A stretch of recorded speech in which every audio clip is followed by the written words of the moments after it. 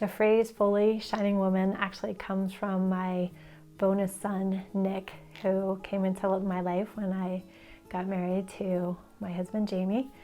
And I don't know how long it was after we got married, Jamie shared this story with me that he had been dating, and he had said to Nick that he was frustrated about whatever was going on in this relationship.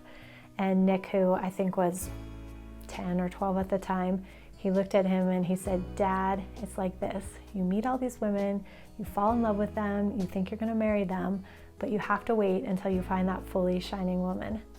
And so after Jamie and I got together, we had a very short romance. He actually asked me to marry him on our first date, and 2 weeks later we were married on top of the pyramids in Mexico. And it was this very huge whirlwind romance, and it could have been completely awful, but it was one of the best decisions I've ever made.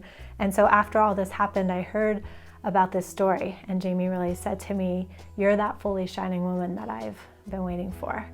And I think that's something that I actually grew into over time, because it came from me doing so much inner work on myself, of me getting to that place in my life of feeling that I was whole and complete in my own self, that I knew myself well enough. I knew what kind of gifts I wanted to share. I knew how I wanted to be of service. And from there, I was able to then be in a partnership with Jamie, or step into that role of being a stepmother to Nick, or now having my own children.